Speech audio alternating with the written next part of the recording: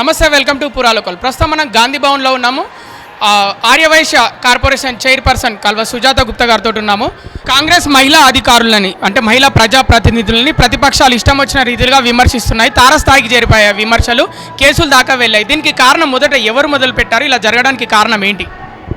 అసలు నేను అడుగుతున్నా, ఫస్ట్ ఆఫ్ ఆల్ క్షమాపణ చెప్పాలి బీఆర్ఎస్ నాయకులు కానీ కార్యకర్తలు కానీ, ఇలా ట్రోల్ చేస్తున్నటువంటి social media, BRS social media కానీ మా తెలంగాణ, నేను మమ్మల్ని అంటే మేము అధికారంలో ఉన్న మా మహిళల్ని కాదు, తెలంగాణలో ఉన్నటువంటి 50% మహిళల్ని మొదలుపెట్టి అవమానించుతున్నటువంటి ఈరోజు ఎవరిని చూడట్లేదు. 50% ఉన్న మహిళల్ని బస్సులో ఎక్కితే బ్రేక్ డాన్సులు చేయండి, డిస్కో డాన్సులు చేయండి అనడము, తెలంగాణకి ప్రథమ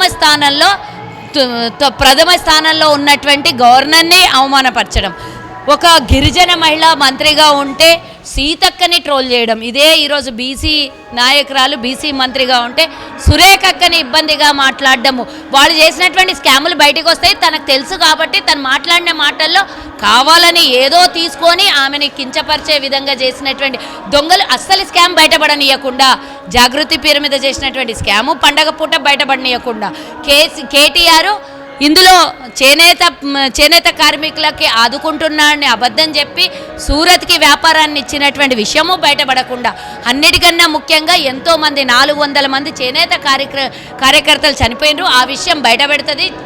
ఈరోజు పద్మశాలి సమాజానికి చెందినటువంటి మన కొండా సురేఖక్క కాబట్టి ఇవన్నీ స్కాములు పడనీయకుండా డైవర్షన్ చేసి ఇంకొకరి మీదకి తీసుకొని పోయి ఆ రచ్చ చేసి కావాలని మా మహిళల్ని ఆల్రెడీ ఇబ్బంది పెడుతుర్రు, కావాలని ఈరోజు సినీ తారల చేత ట్వీట్లు పెట్టించి వాళ్ళ చేతిలో అనిపించి, నేను అడుగుతున్నా, ఈరోజు నేను సమంతను తిట్టిందా ఏదన్నా కొండా సురేఖక్క నాకు చెప్పండి, ఒక్క మాటనన్నా తన్ని అవహేళనగా అపహాస్యం పాలయ్యేటట్టు మాట్లాడిందా?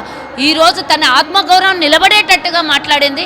దానికి నాగార్జున కుటుంబానికి, లేదా కాంగ్రెస్ నాయకుల మీద, లేదా మహిళా నాయకుల మీద, అందరి మీద ఈరోజు సినీ తారలు మాట్లాడుతున్నారంటే మీ దగ్గర ఎంతోమంది ఇబ్బందుల పాలై సినీ ప్రపంచంలో ఎంతోమందికి నరకయాతన అనుభవించినటువంటి ఎన్నో విధాలుగా కష్టాలు, నష్టాలు, అవమానాలు ఎంతోమంది ఎదుర్కొంటున్నారు. నేను పేరున నేను చెప్పదలుచుకోలేదు.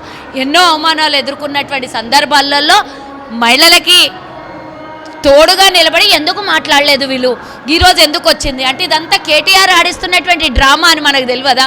రెచ్చగొట్టి వాళ్ళతో ఈరోజు పెడుతున్నారు. నేను అడుగుతున్న, చేనేత కార్మికులు చచ్చిపోయినప్పుడు ఆ రోజు బ్రాండ్ అంబాసిడర్గా ఉన్నటువంటి సమంత వల్ల ఎంతోమంది కార్మికులు, అంటే తనకు తెలియదు, తనకి ఏది కూడా ఇష్యూ సంబంధం లేదు ఇందులో, కానీ తనకిచ్చే బదులు చేనేత కార్మికుల్ని చంపేసి ఎంతోమంది ప్రాణాలు తీసినటువంటి ఇష్యూ బయటికి పడనీయకుండా ఈరోజు మీరు వాళ్ళకి సపోర్ట్ చేస్తున్నారే. ఆ రోజు కార్మికుల పక్షాన మీరు నిలబడ్డారా? 400 మంది, ఎంతోమంది అందులో మహిళలు చనిపోయారు, వాళ్ళ పక్షాన నిలబడ్డారా?